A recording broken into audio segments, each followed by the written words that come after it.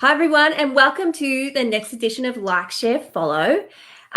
This week, we have Lucas Whittaker, who is a PhD candidate. He's obviously a USC graduate, but a PhD candidate at the Centre for Behavioural Economic Society and Technology at QUT. Now, the funny thing is, the actual research centre is called BEST for short. Yeah. And so what I love about it is that you can honestly say, I'm working with the best, and it's true. So Definitely. so welcome. And now, Lucas, your research is all about deepfake technology, which I find absolutely fascinating. So first, before we get into that, I remember you took one of the social media courses at USC, and we were trying to work out the date. It must have been about 2016, we think. And so how did you get from that class? Then you worked at USC for a bit. So how did you get from there and from that class to now researching deepfakes at QUT? Yeah. This was probably a 2016. I did a social media course. So I graduated in 2017, but at that same time, I was working as a business development coordinator at USC. So that's doing like faculty events for the Faculty of Arts, Business and Law. So engaging like orientation day, like Big Day In. I think you're associated with that one year I was there as well. Yeah. So doing bits of faculty events. So I did that for about 10 months or so, but I kind of wanted to get back into the classroom. I love learning. So I'm like, okay, I might try and do my honours year. So I ended up moving into Brisbane and starting my honours year from mid-2018 to mid-2019. And that was also to do like gamification of a smartphone app and like assessing user experiences with the application. And after that, after the honours year, which was quite grueling, took 6 months just to figure out, okay, what's next? And I did a bit of teaching, which was an interesting experience, lots of fun. Did a couple of conferences as well. So based on my honours research, I was able to fly over to Wellington for the ANZMAC conference last year and present my research over there. And then I'm like, academic lifestyle is actually kind of pretty good. So I might do my PhD. So enrolled and I started that this year. And yeah, I'm 6 months into my PhD at the moment. So it's just been a lot of research since, I guess, back from 2016 when I was in social media. Yeah. Well, the thing is, I mean, I love how even though you did one course in social media, your PhD is kind of linked to that. So for those who don't understand what a deep fake is, please explain what is deep fake technology? It's complicated. Okay, so pretty much deepfakes are media which are generated by a product of two things. Firstly, artificial intelligence, and secondly, the machine learning technique of deep learning. So deepfake technology creates incredibly realistic media, which has actually been artificially generated. So deepfakes are facilitated by these things called deep neural networks. So you can train them using input data. So for example, a person's face, them in video, or even their voice. So you can train these networks to then create outputs of that data. So they learn how your voice modulates, how your facial expressions change. So that they can replicate the input data you put in. But the fascinating thing is then they can generate that data in new contexts. So they can generate you saying something you've never said, or your facial expression doing something that hasn't done before, things like that. So deepfakes can take the original input data and put it into new contexts, which is fascinating, but also very scary at the same time. So yeah, you've seen there have been lots of videos like on social media of like deepfakes, maybe for malicious purposes, but also for entertainment purposes. So yeah, I like there's such an intersection at the moment between like fake news, deepfakes, and social media, which I think is really, really interesting. Absolutely. And I mean, I have seen those ones with Donald Trump and Obama, those famous examples of deep fakes. And so how do you think this is going to really change things going forward with things like elections and that sort of thing? It's going to be a challenge. I know the US has just put in the Deepfake Report Act. So Congress actually has to now receive a report every year about developments in the deepfake industry. So who's creating them, for, what for. The thing is though some technology can actually detect deepfakes, as in they can detect they're inauthentic.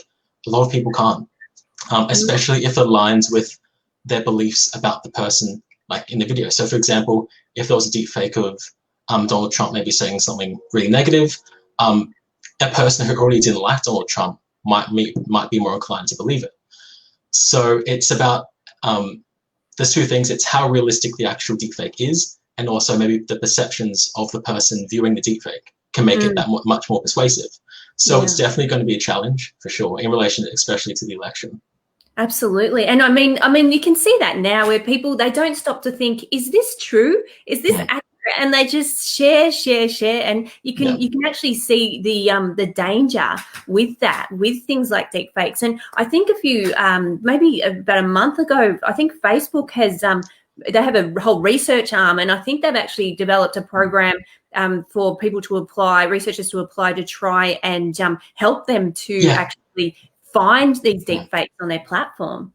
Yeah, definitely. It's going to be a massive challenge, and it's good that they're involving lots of different parties to try and speed this process up, because a lot of the time, the people who are kind of using deepfakes for more malicious purposes, they're one step ahead, and technology has to try and catch up.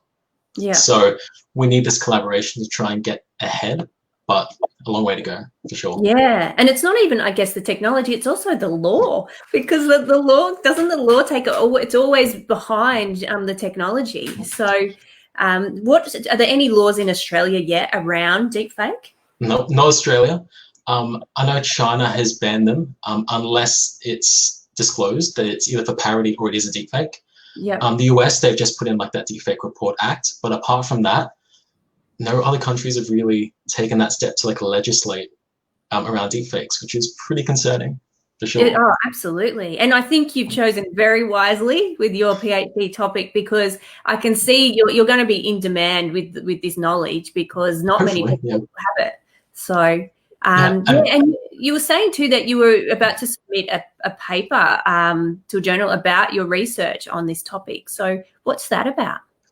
It was on deepfakes, but it was also on AI more generally. So the fact that AI can suit both business purposes and consumer purposes, and deepfakes are one example of the fact that businesses might be able to personalize content to consumers. So for example, tourism industry, they might allow people to deepfake themselves into certain scenarios, so tourist destinations and such, and share that on social media. Yeah. So deepfakes are one way that business and consumers can kind of co-create value. So that was the paper was just about like different applications, for example, of deepfakes between customers and businesses. Yeah, I guess because it's really like there are so many possibilities. So there's the negative side, but then, you could have really, like, you could have celebrities, deep faking, but with their permission, doing shout outs to people. It's just programmed, and that could be like a real revenue earner.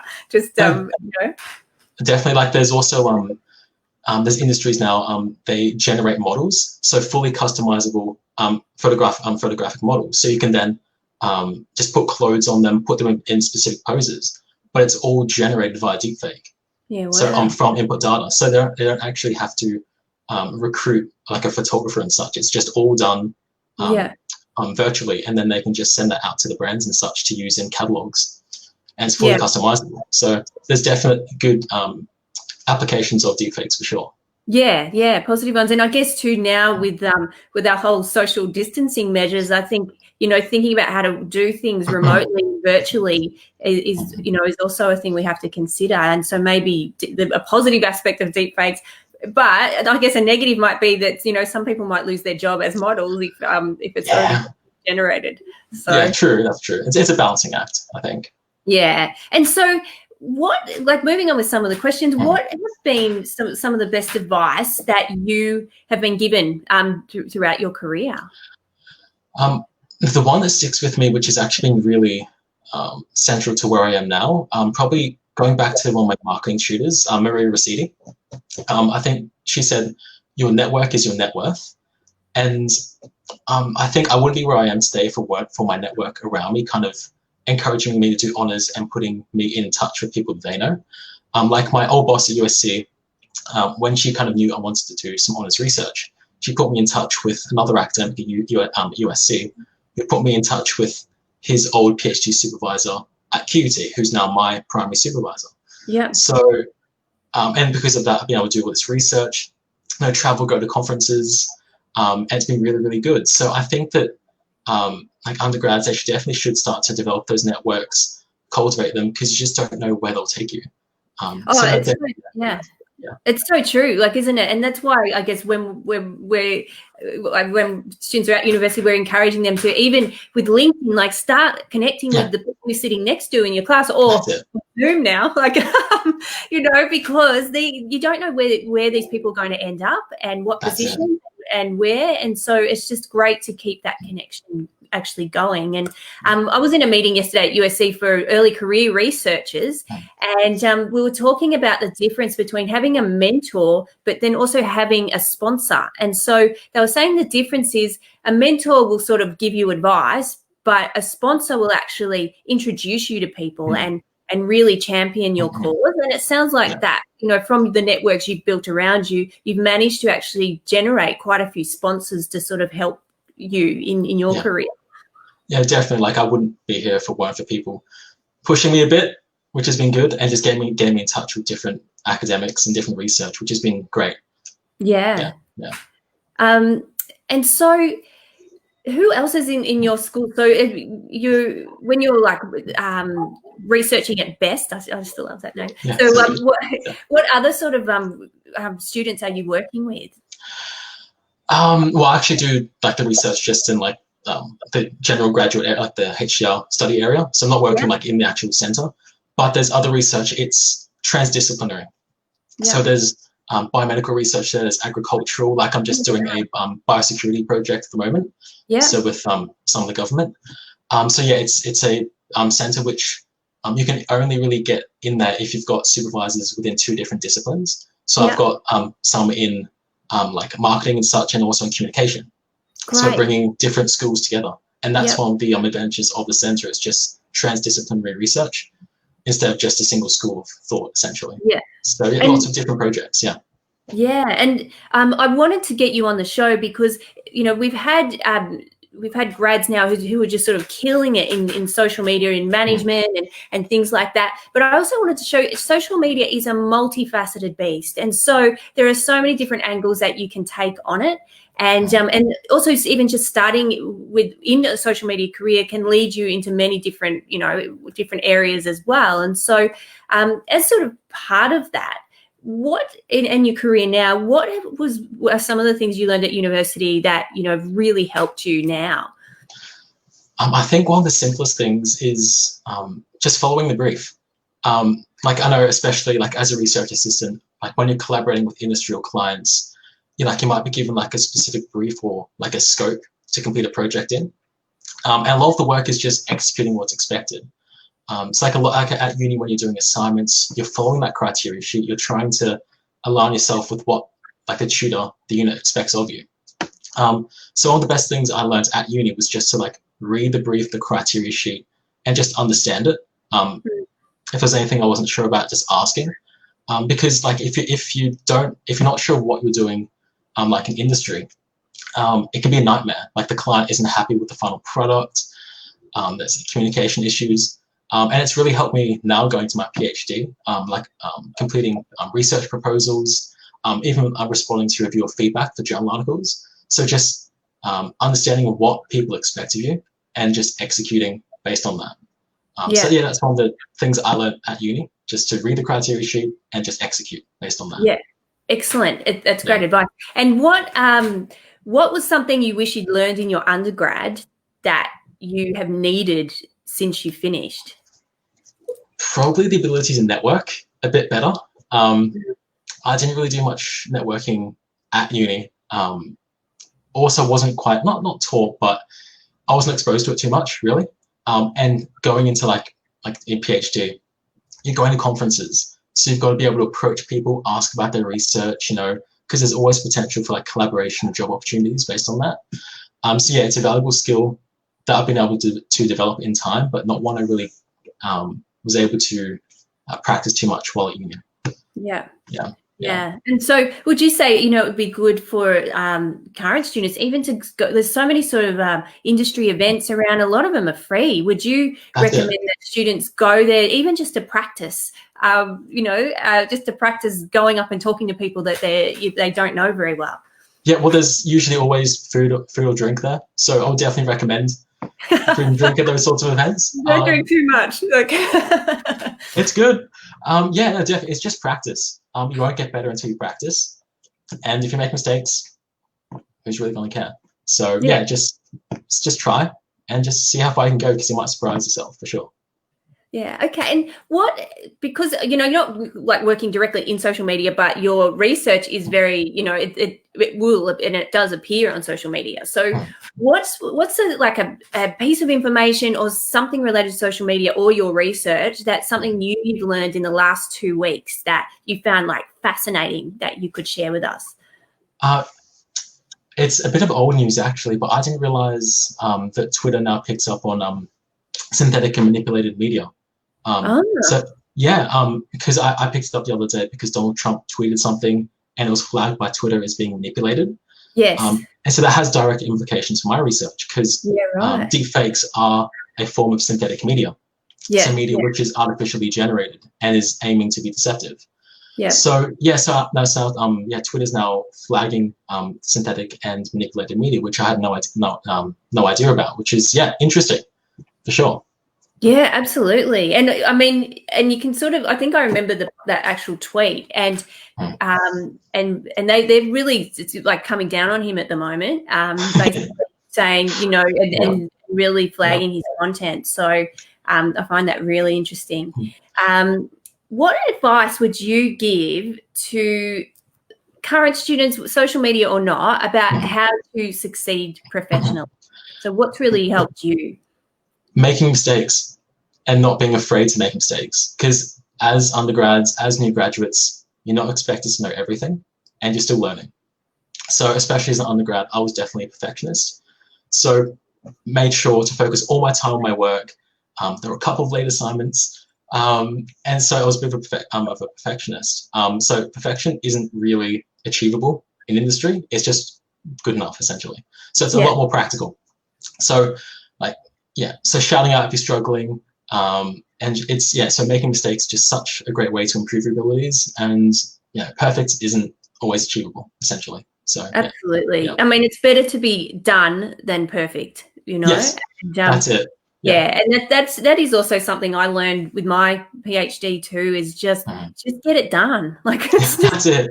Just get it done. Yeah. Stop, agonizing over, and the same. It's even when you're writing, like, my favorite piece of advice with writing is make a mess and clean it up. Just get it out. Then you've got something to work with. But sitting there going, I have to write the perfect sentence. It's sort of almost a form of procrastination, because you're just not going to get anything out that's ever going to be perfect.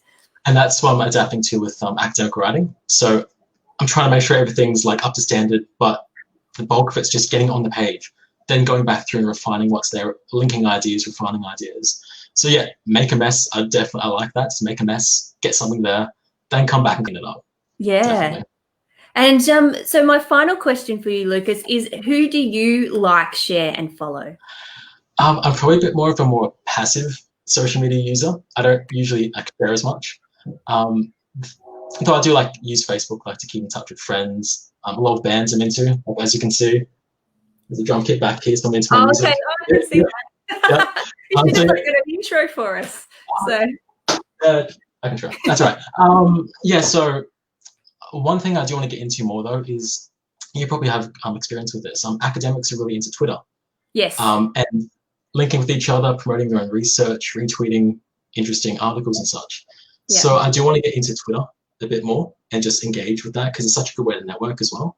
Yeah. I had no idea until this year. Oh, really? That's a thing? Yeah, Yeah, it's particularly, or even not, but most of the time, but also at conferences. Like it's such a great way to network at conferences, because when you're there, what you can do is use the hashtag for the conference, and because there's multiple streams going on, you can be in there just tweeting and then people in other rooms are following, and so you become visible to them because they're like, and then they start to follow and interact with you, and then later when you're having lunch, when we're allowed to do that again, you recognize each other, and then you have a chat. So that's amazing. Okay, I didn't know that. So yeah, it's awesome. Yeah. Okay, well, that's great. Do you have any final words to share with our audience today? If you're into research, if you're enjoying research at uni, definitely consider honours. It's great to refine your skills. I'm good. Just do research. Research is great. So that's it. Yeah. Thanks, Lucas. That was really great and such an interesting topic. I love your research, and I can't wait to see, how your PhD unfolds and how the actual topic unfolds in real life, although it's kind of scary. so thank you very much. And so next week I'll be chatting to Angela Doust, who is a digital people specialist at Good Start Early Learning. And Angela focuses now on digital product management and human-centered design, but she started off in a social media role. So it'll be interesting to hear her story about how, because she was one of the first students to do the social media minor, then went into a social media role at the same company, and now that's morphed now into developing digital products and that sort of user interface and design. So interesting stuff. Definitely. Great. So thanks, everyone, and I'll see you next week. Thanks, Lucas. See ya. Bye.